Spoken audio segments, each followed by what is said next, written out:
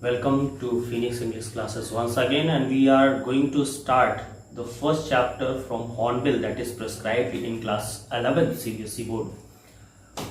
The name of the chapter is The Portrait of a Lady and it is written by Khushwant Singh. Let's begin with the story. Khushwant Singh tells us about his grandmother and starts giving the description of the appearance of his grandmother as an old lady, and he says that she was an old woman as all the grandmothers are. And it seems to him that the grandmother was old and she had ever been an old lady. When people say that she was young and she was very beautiful and charming, once in her youth she was very beautiful, she was very charming, and she had a husband also. He could never believe this thing because he had never thought about such a lady with so many wrinkles on the face that she could ever be a child or a young lady. No doubt she was beautiful because whenever he looks at his grandmother he finds her beautiful. But it was the beauty of an old woman, not the beauty of a young lady who had ever been there. And perhaps he was not agreed with the notion that she had a husband also. But because there was a portrait on the wall, and that portrait was also of an old man whose floating long and white beard seemed to touch his chest, he had to believe that he was his grandfather, and the lady was some years ago a married woman and she had also a husband. But he could never reconcile the thought that she had ever been a beautiful and young lady.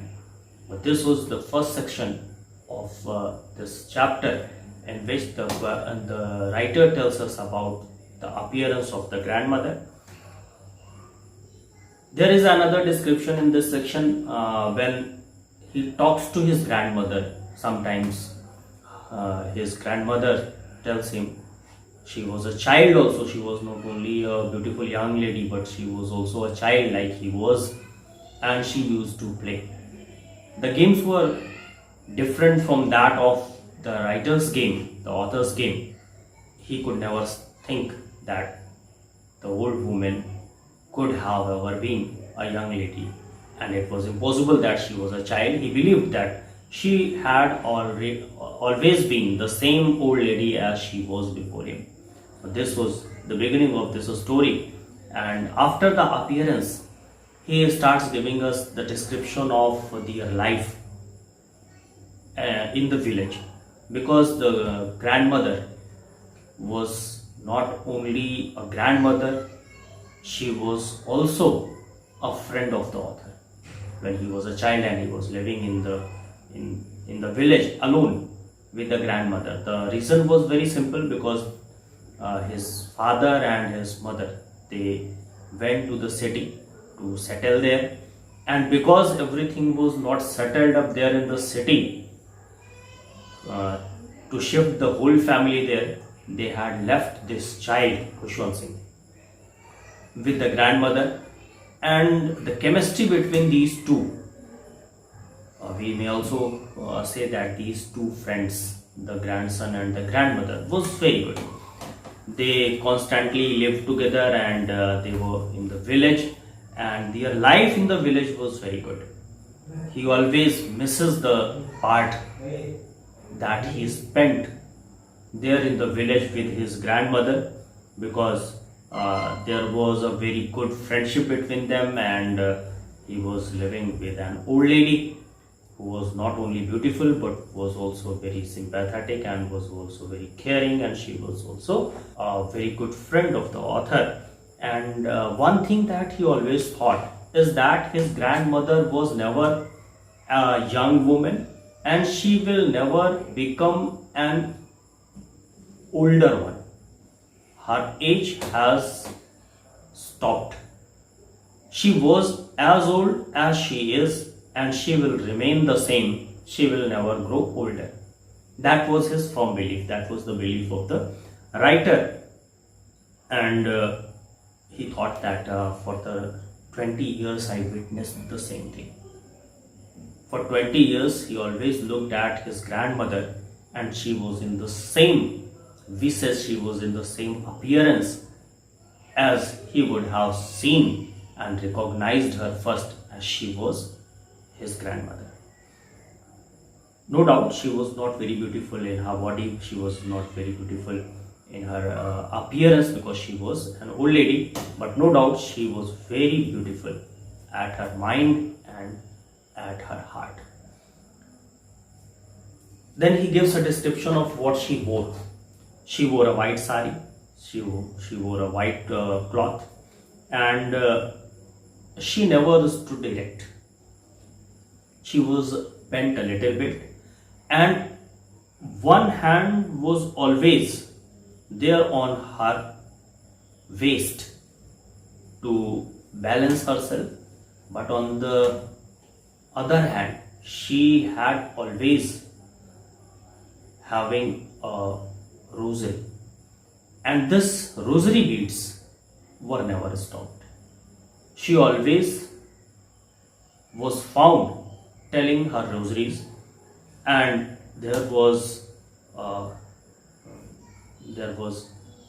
very good appearance of the face also, because her hair were very much shining white, and they were scattered over her wrinkled face.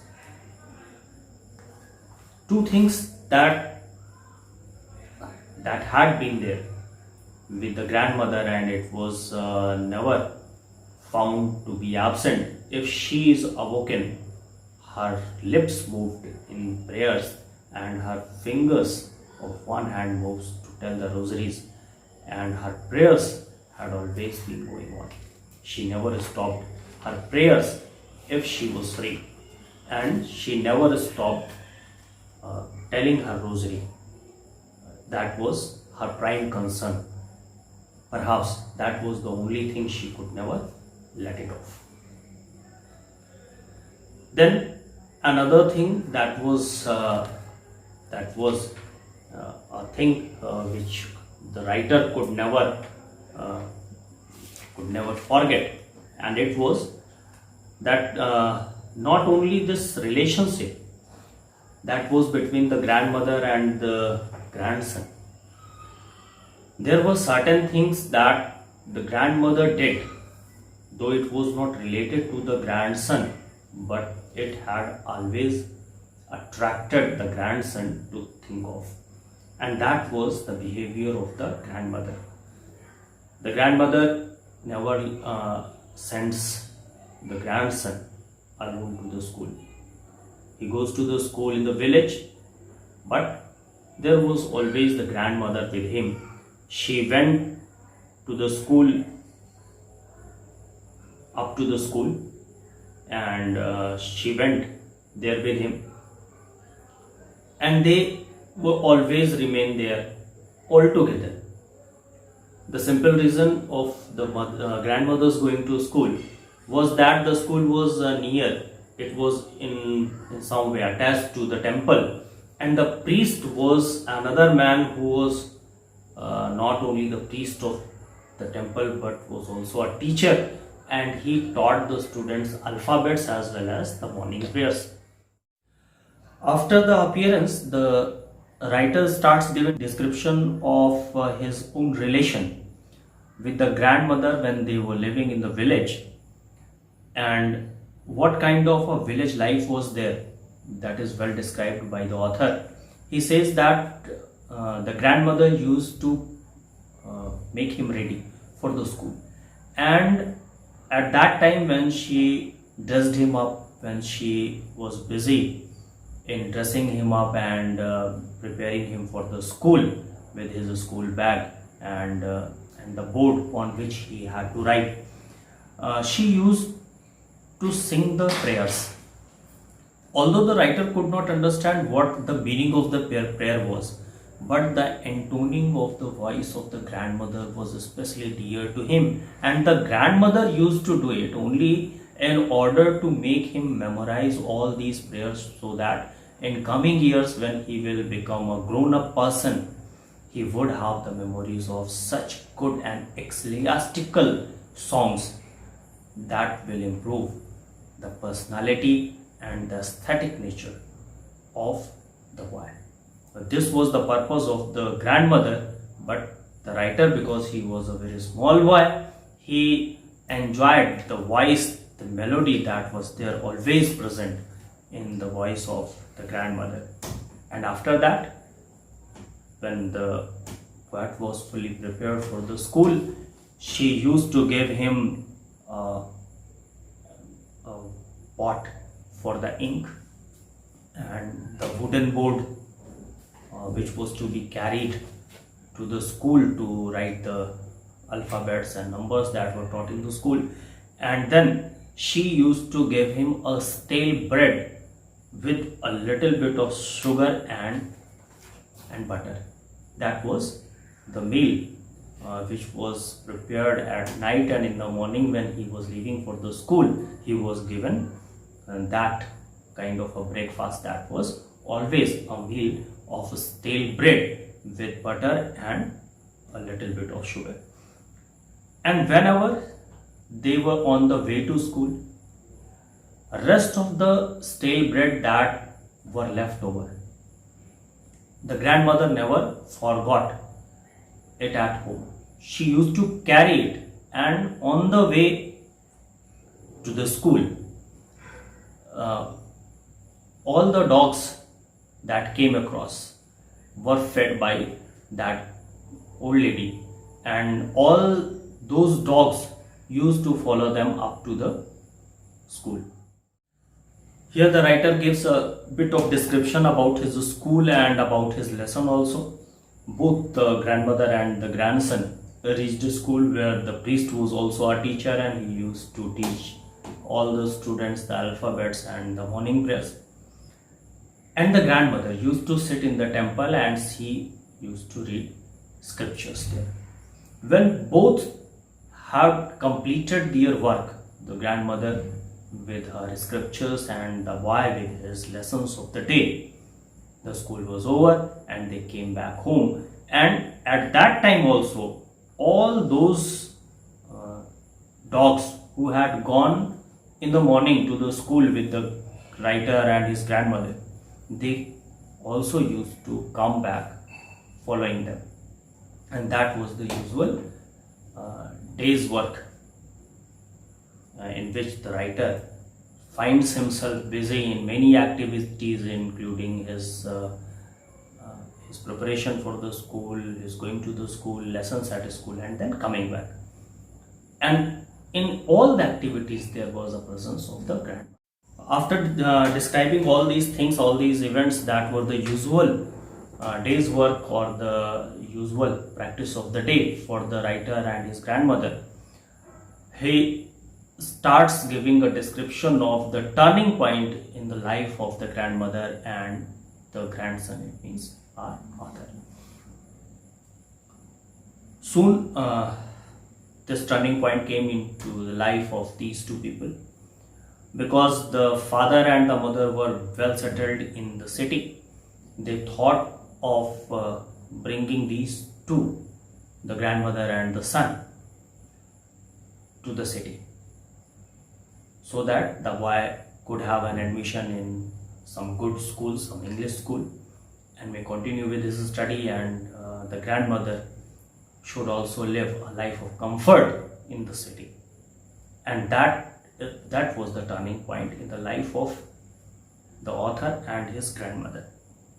They came and they found that in the new house in the city, they had the same room, they had to share it. It means it was a turning point. It was a kind of a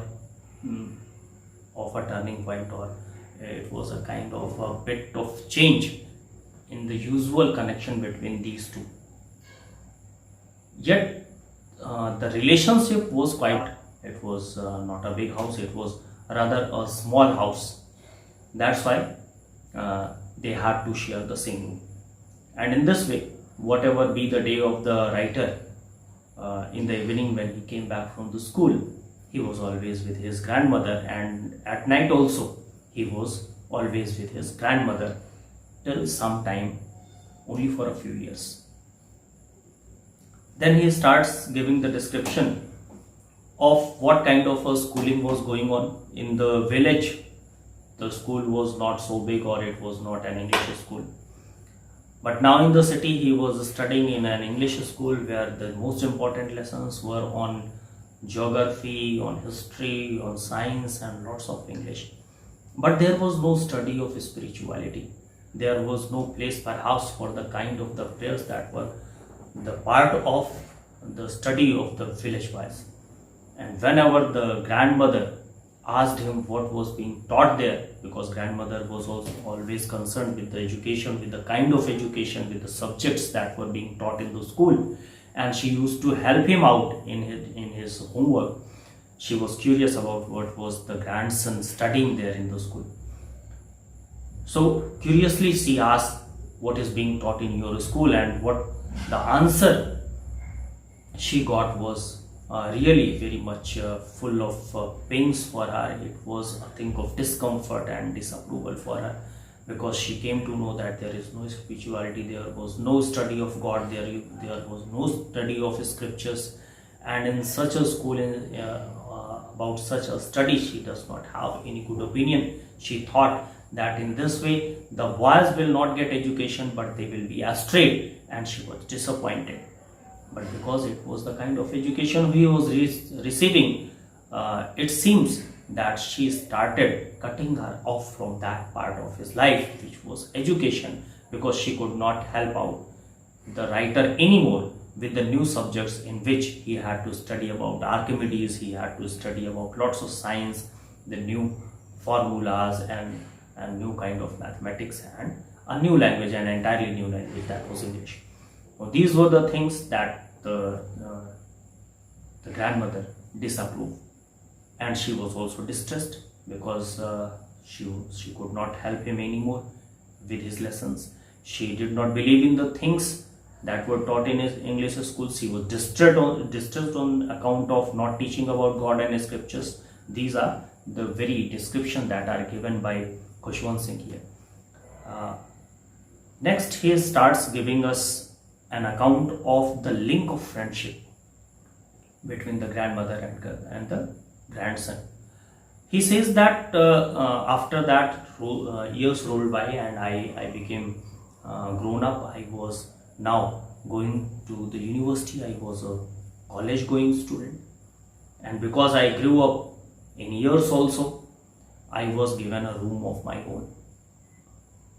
It means now the boy and the grandmother were not going to share the same room, and it was only the room that was the last link between the boy and the grandmother.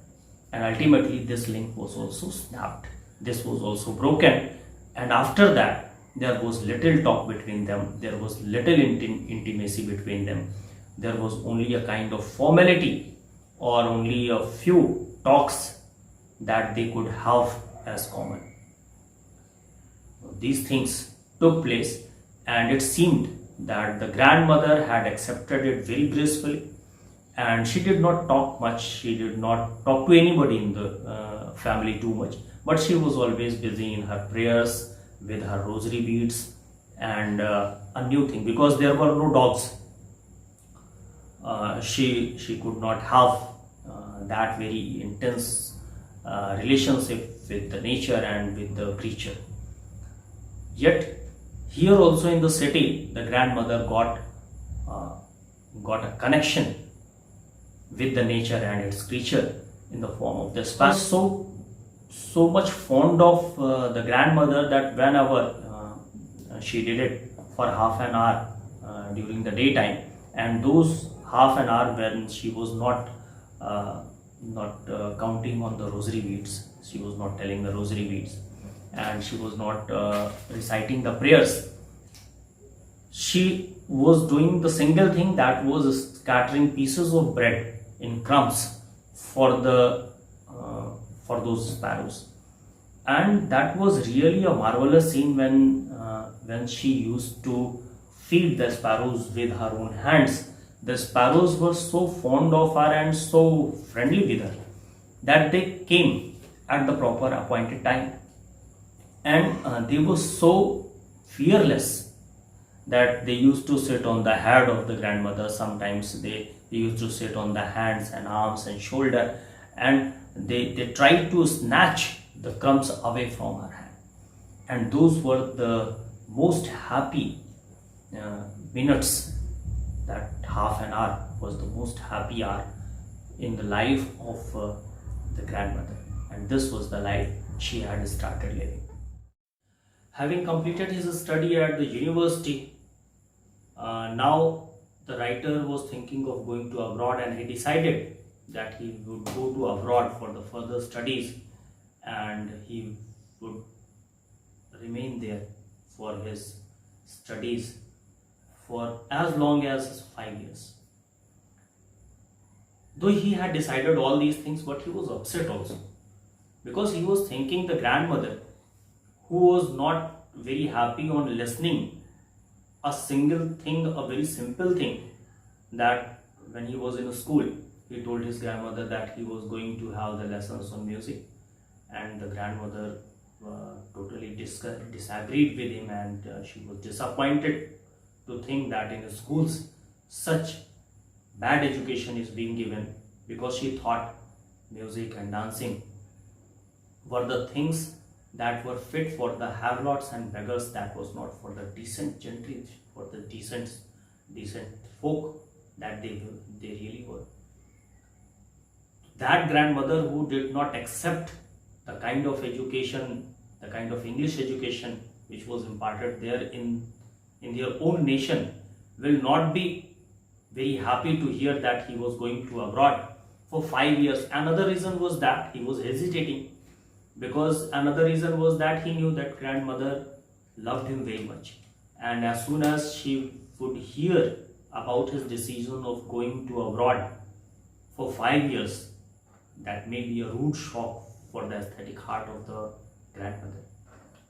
But because it was decided, the day came when it was to be disclosed to the grandmother. But contrary to the thinking of the family as well as the writer himself, she did not show any kind of weakness. She did not show any kind of emotional weakness or any kind of bereavement. And the writer finally decided that he would go to abroad for 5 years.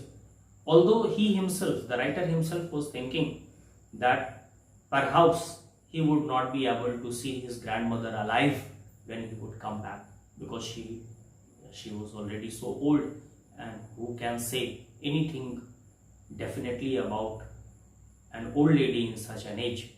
No doubt nobody else but the grandmother could, and she was doing that. She was very sure that she will remain there in the world, and she will wait for the grandson to come back. And that was really to be. After those 5 years, when the writer came back, because at the time when he was going, the grandmother went there to the station to see him off, and saying him goodbye, she kissed on his forehead, and the writer at that time thought that perhaps this was the last physical touch of my grandmother I am feeling now, and after that perhaps I will not be able to get that touch again. But when he came back after 5 years, the grandmother was there at the station to receive him. She came at the station, she received him, she kissed his forehead once again. They came back home. But there was a change in the behavior of the grandmother as soon as the writer came back. She was very happy, no doubt she was very happy. In the evening, the change was almost visible, and it was clear that she was very happy. She did not pray for the first time in life. That was the evening when she did not offer prayers. She was not telling on the rosary beads. Instead, she sat with an old drum. It was an old drum in the house, and she sat with it, and she collected the women from the neighborhood and started singing. And she sang the songs of warriors who came back after battle. And it went on for hours. The whole family was very much disturbed, and they thought so much of exertion is not very good for the grandmother at such an age, and they had to stop her. She stopped. Ultimately, when she stopped, everything was all right. But on the next day, on the very next day, in the morning, they found that the grandmother was sick. She had a mild fever. They were alarmed. They knew that this was the exertion of the last evening, because she had done lots of physical work, and she sang her heart out. That's why the body was reacting against it. That overburden that was imposed on the body, that was on her in the form of fever. They called the doctor, and doctor came. He also took it very lightly, and he said this was mild fever, and soon she will get all right. She will be all right. The doctor went after that, and because the doctor had given such an opinion, all were very happy. All were satisfied that the grandmother is all right. It is only a mild fever that will go, and she will be all right very soon.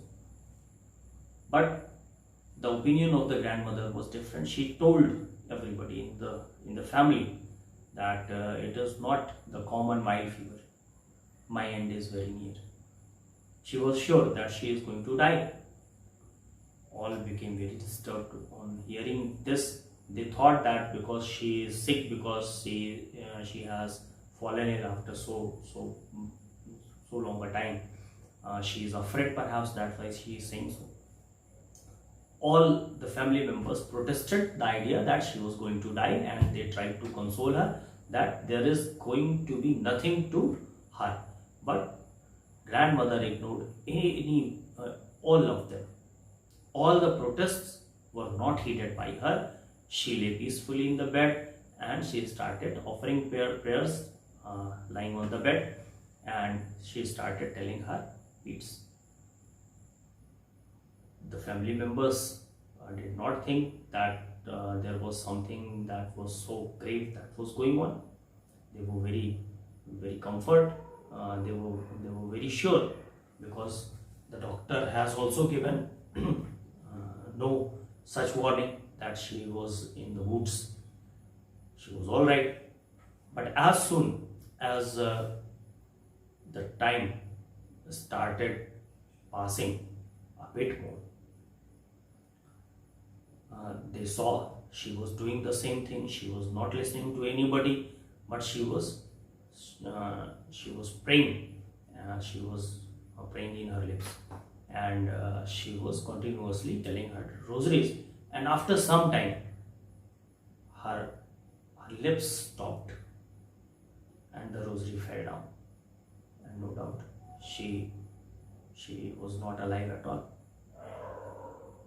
Under the very eyes of all the family members, in a few minutes she was gone, and the dead body was lying there. That was really shocking for the family, but what that was to be happened was happened. Nobody could understand what had been done. All started preparation, because the cremation was to be done. The last rituals that was to be observed, they started doing all the preparations for that. As soon as all the preparation was over and the body was to be carried away to the crematorium, they saw that because this was the time when the grandmother used to give crumbs of bread to the sparrows, lots of sparrows, thousands of sparrows were assembled in the veranda, in the room, and up to the place where the dead body of the grandmother was lying in the red shroud. All the sparrows were scattered all over the floor, but there was no chirping, there was no twittering. They were all silent as if they were mourning the death of the grandmother. On seeing all these things, the whole family was very, very sad to see the plight, the, the mournful sight of the sparrows. And the mother of the author went to the kitchen and she brought some pieces of bread, and making the crumb like the grandmother did during the day, she threw away the crumbs for the sparrows, but no sparrow touched even one crumb of bread. As soon as they carried away the grandmother's corpse off, the sparrows also flew away. And in the morning, when the sweeper came, he swept all the crumbs and threw it into the dustbin, because no crumb was touched or eaten by those sparrows. Here comes the end of the story, and after this summary of the story, we will discuss about the textbook question and answer and about the comprehension of the story. I think the story and its outline will be very clear for you. If there is any doubt, you can ask me on my personal WhatsApp number, or you can write to me either in the comment box or on my personal WhatsApp number. What things do you want to be added, and if anything regarding the story is not clear to you, you may ask me. And please subscribe the channel so that you may get the notification whenever a new chapter is being added. I hope you are studying well, you are doing well, and we will keep trying to make the study easier than ever.